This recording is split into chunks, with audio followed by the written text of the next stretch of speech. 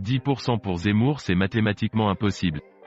En partant du score de 10% attribué à Zemmour, on peut démontrer à partir de données fournies sur la structuration de son électorat par d'autres enquêtes, que ce 10% n'est pas réaliste, et nettement sous-évalué.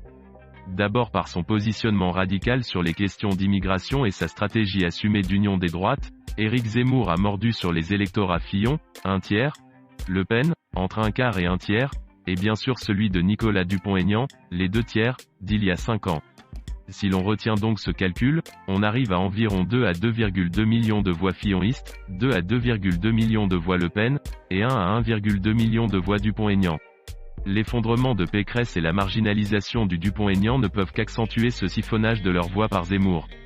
Et cela fait un total de 5 à 5,8 millions de voix pour Zemmour.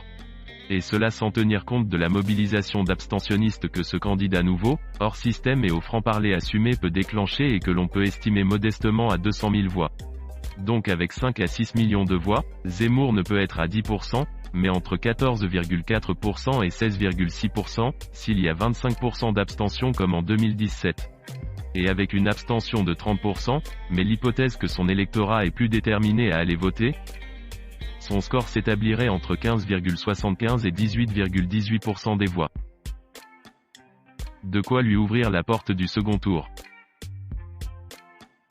S'il n'obtenait que 10%, soit de 3,3 à 3,6 millions de voix, cela signifierait qu'il n'aurait capté que des proportions très faibles de ses électorats, moins de 20%, on ne voit pas bien ce qui dans les campagnes de Pécresse, Dupont-Aignan ou Le Pen aurait pu les retenir.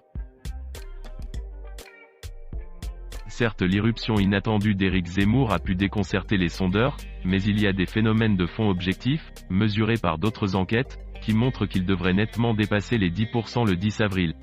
Si tel était le cas, cela ne pourrait qu'accroître la méfiance des Français pour le monde politique actuel, et nourrir les soupçons de manipulation ou d'élections volées.